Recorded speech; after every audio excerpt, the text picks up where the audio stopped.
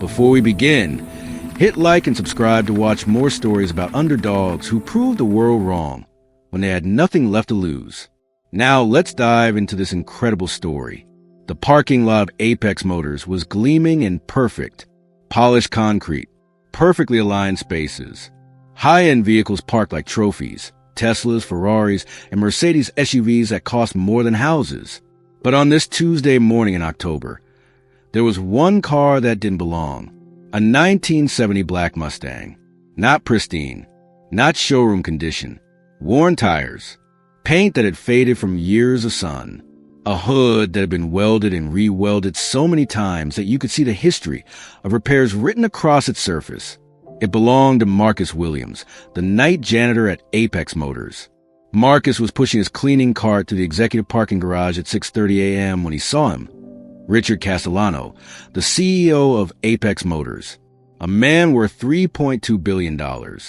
A man who had never said a single word to Marcus in the 3 years he'd worked there. Richard was walking toward his Range Rover, talking on his phone, wearing a suit that cost more than Marcus's monthly rent. But when Richard saw the Mustang, he stopped, and his face twisted into an expression of pure disgust. "Whose piece of junk is this?" he said loudly, making sure the security guards and valet attendants could hear him. "This car looks like it belongs in a scrapyard. Who on our staff is so pathetic that they drive this embarrassment?" No one answered. Richard circled the Mustang like a predator, pointing at its flaws. "Look at this rust. Look at these pathetic tires. This is what happens when people have no ambition, no vision. They drive garbage because they're garbage."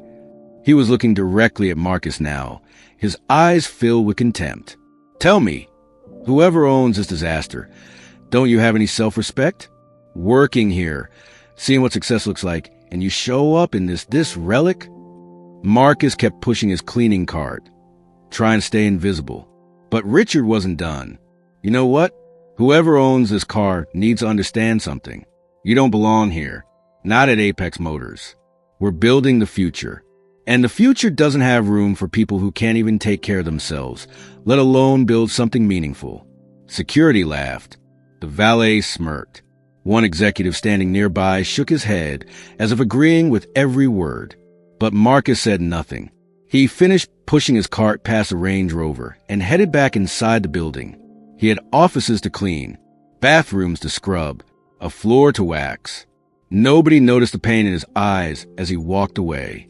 Nobody understood what they couldn't see. And nobody, absolutely nobody, was prepared for what was about to happen. Let's understand why that Mustang mattered so much. Marcus Williams grew up in Detroit, Michigan. His father was a legendary mechanic at Ford Motor Company. Not just any mechanic, a master technician who had designed parts, fixed impossible problems, and trained generations of engineers. His name was Robert Williams, and he was a legend in the automotive world. Robert had wanted to pass that legacy to his son. When Marcus was 10 years old, his father started teaching him about cars, not just how to drive them, but how to listen to them, how to understand them, how to fix them. "Every engine has a story," Robert would tell young Marcus, with his hands deep inside an engine block. "You just have to know how to read it. A good mechanic doesn't just fix cars. A good mechanic talks to them, listens to them, understands what they're trying to tell you." Marcus spent his teenage years in his father's garage. While other kids played video games, Marcus was learning how compression ratios worked. While they went to parties, Marcus was studying hydraulics and fuel injection systems. He could rebuild a carburetor blindfolded. He could diagnose an engine problem by listening to its sound for 30 seconds. He had the gift.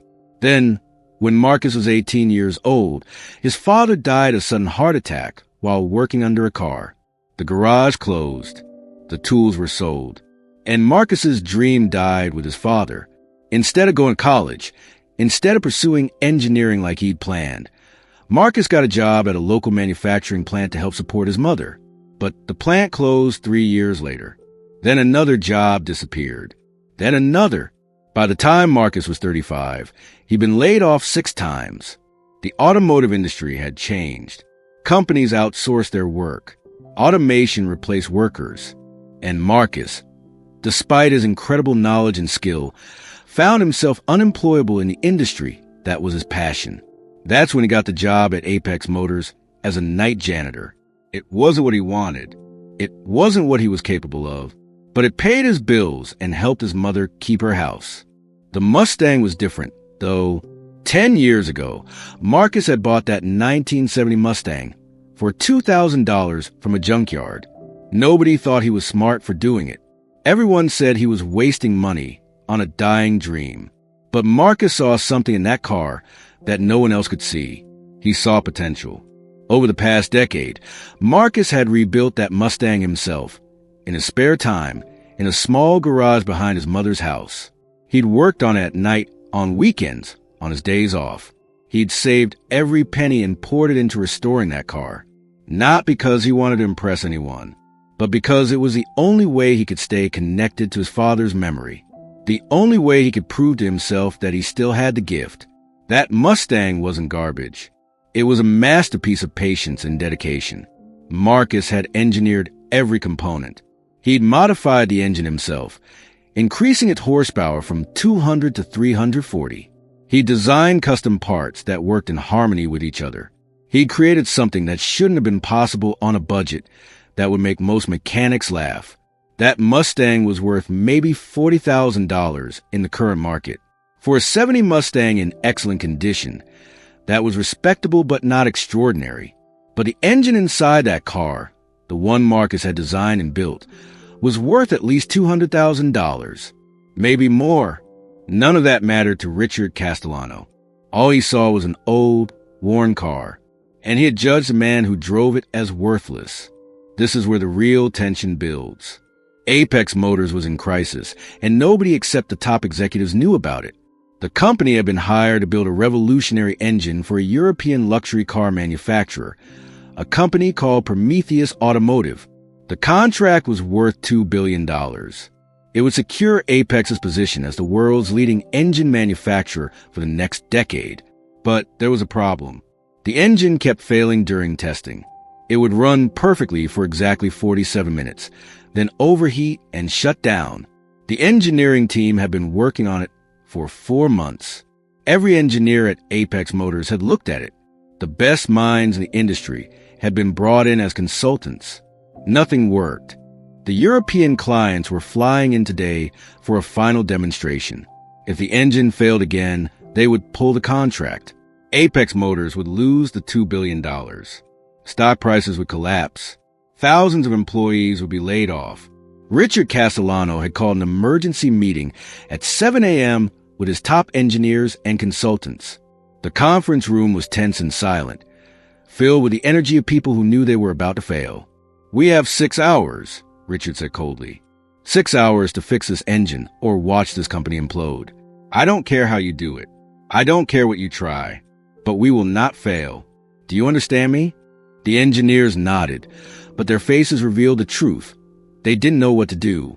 That's when Marcus was cleaning the conference room, pushing his cart, trying to stay invisible as usual. He paused for a moment. He couldn't help himself. He looked at the engine specifications on the whiteboard. The diagnostic report spread across the conference table. The thermal imaging data showing where the heat spikes were occurring. His father's voice echoed in his mind. Every engine has a story. You just have to know how to listen to it. Marcus looked at the data for maybe 30 seconds. His eyes moved across the information like he was reading a language only he understood. Then he continued pushing his cart and left the room. He should have stayed invisible. Should have ignored what he'd seen. Should have just done his job and gone home. But he couldn't. During his lunch break, Marcus sat in the employee cafeteria with his lunch bag and a notebook. He started calculating, writing out equations, drawing diagrams. His mind was working at lightning speed, processing the problem in a way that only his father had taught him. The issue wasn't what everyone thought it was. It wasn't a design flaw. It wasn't a manufacturing problem. It wasn't a software glitch. It was harmonic resonance. The engine components were operating at slightly different frequencies than they should be, like an orchestra where one instrument is just slightly out of tune. When you have 84 individual components all vibrating at slightly different frequencies, eventually they start fighting each other And when they fight each other, they generate heat. Destructive heat. Marcus knew exactly how to fix it. He could create a harmonic dampener. A simple device that would synchronize the frequencies of all the components. It would take maybe 2 hours to build. It would cost less than $500 in materials. But there was a problem. Marcus was an engineer at Apex Motors. He was a janitor. Nobody would listen to him. And after the way Richard had mocked him in the parking lot, Marcus had absolutely no desire to help save the CEO's company. He thought about throwing away his notes, about forgetting what he'd figured out, about letting the company fail, and letting Richard Castellano face the consequences of his arrogance. That would have been justice, in a way, but Marcus couldn't do it. Not because he wanted to help Richard, but because there were thousands of other people who worked at Apex Motors. People who would lose their jobs, families who would suffer, his co-workers and the janitorial staff who depended on this job to survive. So at 1 p.m., Marcus walked into the engineering department with his lunch break notebook. His heart was pounding so hard he thought it might break through his chest. The lead engineer was named Dr. Sarah Chun. She was brilliant, but right now she looked absolutely defeated. She was staring at the engine specifications with tears in her eyes, knowing she was about to disappoint everyone she cared about. "Excuse me," Marcus said quietly. "I think I know what's wrong with the engine." Dr. Chin looked up. She saw a man in a janitorial uniform, holding a notebook with handwritten calculations. For a moment, her face revealed exactly what she was thinking. This poor man is trying to help. This poor man has no idea what he's talking about. "I appreciate you trying to help," Dr. Chin said gently, the way you'd speak to a child. "But this is very complex engineering. I don't think—" "The harmonics are out of sync," Marcus interrupted, but respectfully. "All 84 components are vibrating at slightly different frequencies because they weren't manufactured with harmonic resonance in mind. They're fighting each other. That's why it overheats at exactly 47 minutes. That's when the cumulative resonance damage reaches critical mass." Dr. Chen's expression changed. She took the notebook. Her eyes scanned Marcus's calculations. Her face went pale. This is correct," she whispered. "This analysis is absolutely correct. How did you—" "My father was a mechanic," Marcus said quietly. "He taught me how to listen to engines." Dr. Chin grabbed the specifications and started comparing them to Marcus's notes. Her hands were shaking. "If we add a harmonic dampener here and modify the fuel injection timing here and adjust the compression ratio slightly." She looked up at Marcus with awe in her eyes. "This works. This actually works. Marcus, do you understand what you've just done? You've solved a problem that 73 engineers couldn't solve in 4 months." But there was no time to celebrate. Dr. Chin ran to Richard's office with Marcus's notebook. She showed him the analysis. She showed him the solution. And she told him exactly who had figured it out. Richard's face turned red. Not red with gratitude or excitement. Red with anger and embarrassment. Because the man who had solved his billion-dollar problem was the same man he'd mocked in the parking lot that morning. The turnaround, 12 to 16 minutes. This is where justice arrives. Richard Castellano walked into the engineering lab at 2:30 p.m. He was followed by Dr. Chun and a small team of engineers who had been implementing Marcus's solution. The engine was ready for testing. All the executives were there, the board members, the people who had been panicking just hours before. And Marcus was there too, standing at the back of the room in his janitorial uniform. Richard looked at him with an expression that was impossible to read. "We're implementing the harmonic resonance solution," Richard announced the room, without mentioning Marcus's name. "Dr. Chen's engineering team has made a breakthrough. Let's see if it works." They fired up the engine. It roared to life with a smooth, powerful sound. The kind of sound that made every person in the room understand that something extraordinary had just happened. The engines ran. Smoothly, powerfully, perfectly. 5 minutes. 10 minutes. 20 minutes, 45 minutes, 50 minutes, an hour. The engine just kept running. No overheating, no shutdown, no failure. The entire room erupted in applause. Engineers were hugging each other. People were crying. Richard was standing there, his face unreadable, watching the success that he was about to take credit for. But then something unexpected happened. Dr. Chin stepped forward and grabbed the microphone. "Everyone, I need to say something," she said loudly, silencing the applause. "This solution didn't come from me. It didn't come from our engineering team. It came from Marcus Williams, our night janitor, who analyzed this engine on his lunch break and figured out what all of us missed." The room fell silent. All eyes turned to Marcus. Richard's face turned purple with rage. "That's not appropriate," he said coldly. "We don't know if Marcus understands the full scope of—" "I understand perfectly," Marcus said calmly, stepping forward. The harmonic frequencies were out of sync. Every component was vibrating at a different frequency than it was designed for. That created destructive resonance that generated heat. My solution synchronizes those frequencies using a harmonic dampener and precise fuel injection timing modifications. It's the same principle my father used to fix engines at Ford 30 years ago. He wasn't arrogant about it. He wasn't bragging. He was just stating facts, being honest about what he knew and where that knowledge came from. The board members looked at each other. They were rapidly doing the math. This janitor had just saved a $2 billion contract. "We need to talk about compensation," the board chairman said, looking directly at Marcus. "What we'd like to discuss is—" But Richard cut him off. "Before we do anything, let's verify that the solution actually works," Richard said. "The Prometheus executives are arriving in 3 hours. Let's make sure they're satisfied with the results before we make any grand announcements." He was trying to salvage his pride, trying to find a way to still take credit. But it was too late. The news had already spread through the office. Everyone knew. The night shift janitorial staff knew. The security guards knew. The cafeteria workers knew.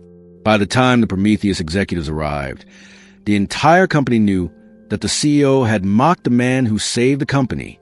The Prometheus executives arrived at 5 p.m. They were shown the engine. They ran comprehensive tests. They reviewed the technical specifications. Everything was perfect. Klaus Mueller, the CEO of Prometheus, shook Richard's hand and congratulated him on the breakthrough. Then he asked the question that Richard was dreading. "So, who designed this harmonic resonance solution? Which of your engineers came up with this elegantly simple approach?" The entire room was listening. Richard started to speak, but Dr. Chin beat him to it. "It was Marcus Williams," she said clearly, "our night janitor, a man with an incredible mechanical mind and a deep understanding of harmonic engineering." Klaus Mueller's eyebrows rose slightly. "Your night janitor?" he asked, genuinely surprised. "Interesting. I'd like to meet him. We may have opportunities at Prometheus for someone with that kind of talent." That's when Richard realized what was happening.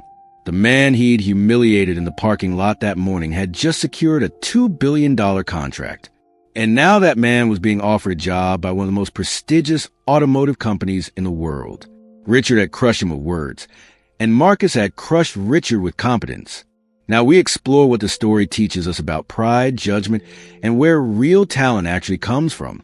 This story isn't just about one arrogant CEO and one talented janitor. It's about something that happens every single day in workplaces, schools, and communities all around the world. We judge people based on what we see on the surface. We decide who's important and who's not, who's valuable and who's disposable, who deserves respect and who doesn't. And we're almost always wrong. The people we dismiss are often the ones with the deepest knowledge. The people we overlook are often the ones with the most to teach us. The people we mock are often the ones who could save us, if we gave them a chance. Richard Castellano had billions of dollars. He had power. He had authority. He had the respect of board members and industry leaders. But he didn't have wisdom. He didn't have the ability to solve the problem that was about to destroy his company. Marcus Williams had none of those things. He had a night job cleaning bathrooms. He had a worn-out car. He had nobody's respect. But he had something that couldn't be taught in any business school. He had knowledge that came from his father. He had intuition that came from years of studying and understanding. He had competence that made all of Richard's power and authority completely irrelevant. This is what the world doesn't understand about judgment and respect. Respect shouldn't be based on what job title you have. It shouldn't be based on how much money you have, or what car you drive, or what suit you're wearing. Real respect should be based on competence, on character, on the ability to do something valuable. Marcus had all three of those things, but nobody could see them because they were too busy looking at his uniform. Think about how many times this happens in your own life. How many people do you pass by without seeing them? How many people do you dismiss without even knowing what they're capable of? Maybe it's a security guard at your office who has an MBA but can't find a job in his field. Maybe it's the cashier at the grocery store who's a brilliant artist. Maybe it's the person cleaning your floors who could design buildings. We live in a society where we've decided that certain jobs are more valuable than others. But the truth is, the most valuable person in any room is the person who can solve the problem that nobody else can solve. On that Tuesday morning, when Richard mocked Marcus's Mustang, Richard was actually revealing who he really was. He was showing that his judgment was based on superficial things, that his ability to evaluate people was completely flawed, that he mistook his position for actual competence. But when Marcus solved the problem, it revealed who he was too. He showed that real competence doesn't care about recognition. It doesn't demand credit. It just shows up and solves the problem, because that's what competent people do. There's another lesson here too, and it's about arrogance. Richard was arrogant because he had never been forced to face his own limitations. He'd lived his entire life surrounded by people who told him he was brilliant, people who deferred to him, people who didn't challenge him or show him places where he was lacking. That kind of environment creates monsters. It creates people who genuinely believe they're superior to everyone else. It creates people who can mock a janitor in a parking lot without feeling a shred of guilt. But the moment Marcus walked into that engineering lab with his notebook, Richard's world cracked, because suddenly his position didn't matter. His title didn't matter. His wealth didn't matter. All that mattered was that someone else could do what he couldn't do. And that's what justice looks like in the real world. Not punishment, not revenge, just the simple reality of competence meeting incompetence, and the world understanding the difference. If there's one thing this story should teach you, it's this: never assume someone isn't worth listening to based on their job or their appearance. The person who can save you might be the one you're ignoring right now. And if you're someone who's been ignored, who's been mocked, who's been told you don't belong, remember Marcus. He had every reason to stay silent.